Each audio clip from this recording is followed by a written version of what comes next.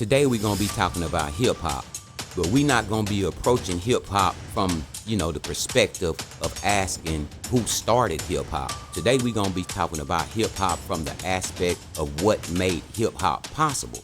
So I got a few scenarios lined up that I wanna, run across your ears. The first one goes like this. If somebody hands you a glass of Kool-Aid, but there's no water in it, what do you really have? Now that should be a simple one. You only have powder. And think about it, nobody drinks Kool-Aid without being mixed with some water. The water itself is what allows everything to become what it's meant to be. Kool-Aid, right? We're talking about hip hop today. And what does Kool-Aid have to do with hip hop? Well, hip hop works the same way. You gotta realize without the microphones, you got speakers, amplifiers, turntables, drum machines, you got keyboards, headphones. I use all these things. We're conducting stuff like this on computers nowadays. So when you think about hip hop, it could never have reached millions of people without having this particular machine to help spread it. And this ain't taking nothing away from the artist. Every movement has a platform. So historically, hip hop, we all know it grew out the Bronx. And this was during the 1970s. It's said through the DJs and the MCs. And also I want to add in the break dancers. We don't want to leave out that. And the graffiti artists. It used to be some good graffiti artists back in the days. So when you think about the culture itself, right, it was built by creative people, like some of the people that I just named. And they were using the tools that was available to them at that time. It's etched in history. But I ain't gonna lie, hear the big what if. Hear me out. What if the machine was always more important than most people realize? Have you ever thought about it that way? I'm talking about the beat machine, the amplifiers, your headphones. I'm using headphones right now. I'm talking on the microphone.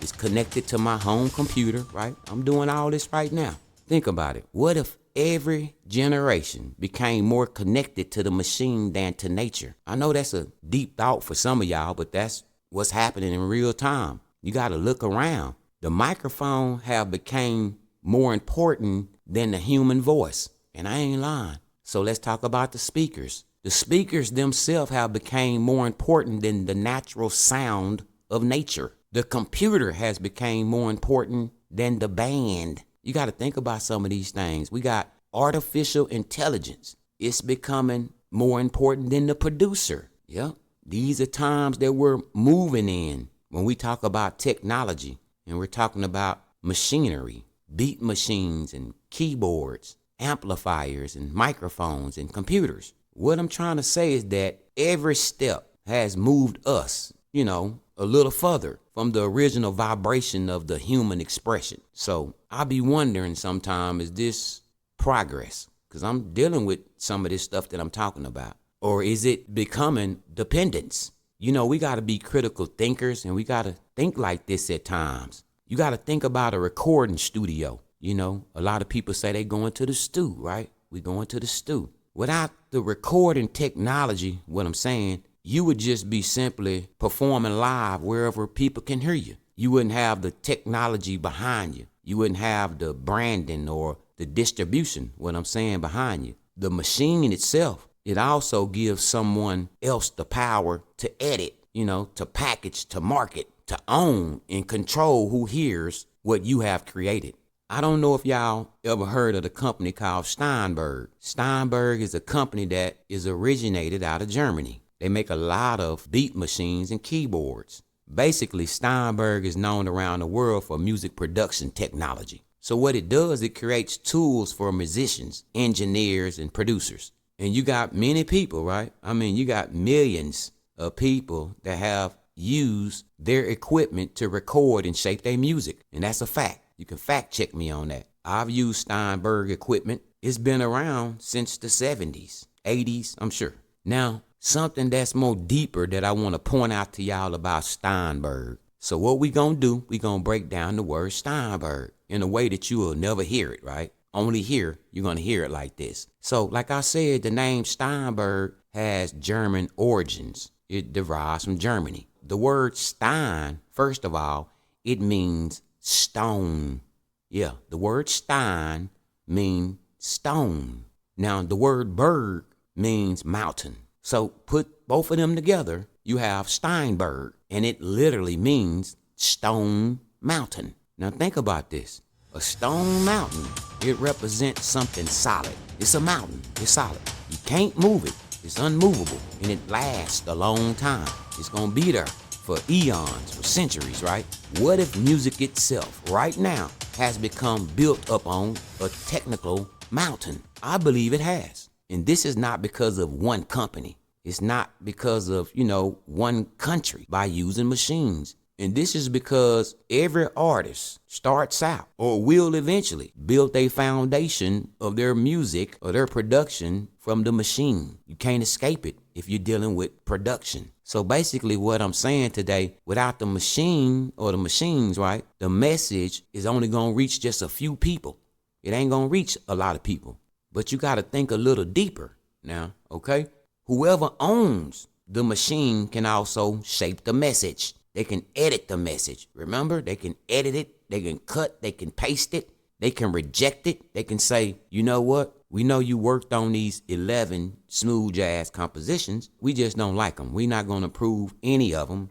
We're not going to approve your first single, second single. We want you to go back into the stew, redo the album. Now, you done signed a contract, and your record is not going to come out until it's to the satisfaction of what you signed to. That's all I'm saying. Whoever owns the machine, folks, can also shape the message. And I think that's worth thinking about. Think about what I'm finna tell you. Every record spins. You got turntables that turn. You got many artists that rise and many of them that fall. Some of them gonna become stars and some of them gonna disappear, like we see often. A lot of them gonna make millions, and we see a lot of them losing everything also. The whole thing is that the table keeps turning. The machine itself that lifts someone up, basically, can later leave them behind. Ask an artist that's in the game who's been left behind. They can vouch for what I'm saying. So when you look at history, it has showed that the success in the music business has never guaranteed nobody no peace, not no real peace. Not no true happiness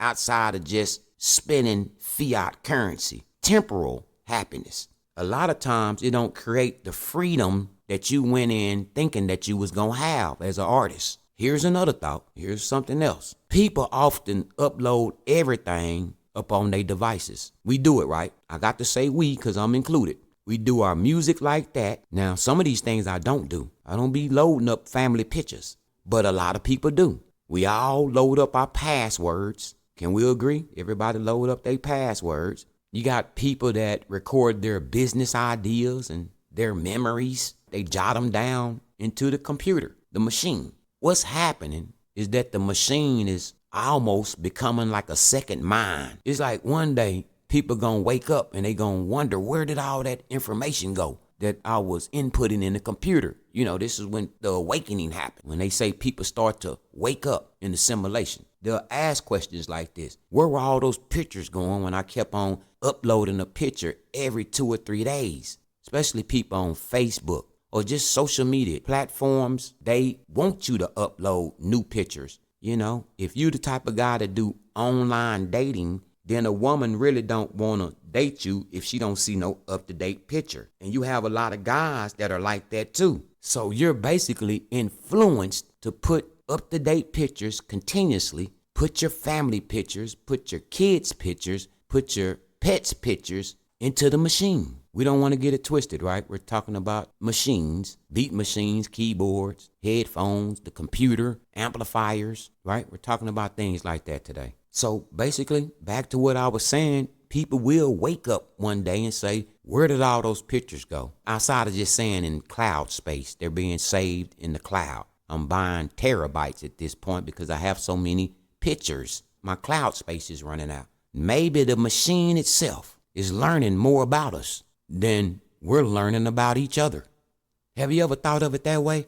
Humans often fight each other, and a lot of it is dealing with classism or racism, right? While humans are not learning about each other or learning about each other cultures, what's really happening is that all the information that humans is uploading in the machines, the machines is learning more about the humans. So it's not even a give and take situation. It's not a fair exchange. What's happening, what I'm saying, folks, is that the machine is learning from us more than we're learning from the machine. That's why they call it machine learning. You get it? Human learning is something totally different from machine learning, is all I'm saying. Think about this, because this been happening for a long time. People have been learning from machines. You got to think about the radio, especially from back in the days, how the radio taught. The television, it taught. I'm talking about teaching. It taught. You got computers, taught. You got your smartphone. It taught you, man. I mean, that's your go-to. It's teaching you. Social media itself, every second, it taught. It's teaching you. You're learning from it. So it's fair for me to say this today. I don't think that the machine should only be learning from humans. I think humans need to take that same passion and also learn the machine. You need to learn the ins and outers of the machine, the construct. Because at the end of the day, that's just some advice worth taking. People need to learn more about the machine instead of just letting the machine learn more about you. At any rate, at least we can be even. Now, shit, you just can't keep learning everything from me and then I have a lazy mind and don't really learn anything from you. I'm just putting in prompts, and whatever you say, you're guiding me. You're letting the computer become your God if you're not in control of your own thoughts and your own dialogue that you're inputting into the machines. Whether you're putting in prompts, it's your signature. It's your essence, and you have to guide that, and you don't need to let the machine dictate. You don't need to let it mimic and lead you. If you use technology, then you lead the technology, right? You're in control. So that's all I'm saying. So what I want to add to this, when we think about music, especially our culture, we kind of think of it as music as being the greatest product, especially as an artist. When you have created something that you feel is really, really great, you feel like you have a good product, through the music. But a deeper thought is that, what if the greater product was the attention? Every song competes for your attention. Every notification competes for your attention. Every trend competes for your attention. So what happens is that attention becomes currency. Who's collecting that currency, y'all? The machine collects it. The people that created the machine or who runs the machine, they collect the currency. What happens is that the platform is going to sell it, right? The audience is going to be your feed. They going to feed it. So we see everyone is using this machine. But in some ways, like I said earlier, the machine is also using us. What I said in a couple of my other lectures is that it don't mean that the technology is evil. It can educate. I've said that. It can save lives.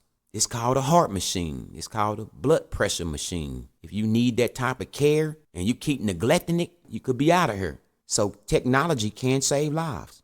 So what I'm saying, I'm not just focusing on the machine itself, the conglomerate that run this whole thing called the entertainment business, or, these machines that you have to use to get your message across. What I'm saying is that who controls the tools? Who's going to be benefiting from the tools? And also I'm kind of focusing in on, does the tools slowly change the person that's using it? Y'all got to realize hip hop done became one of the most powerful forms of expression in modern history.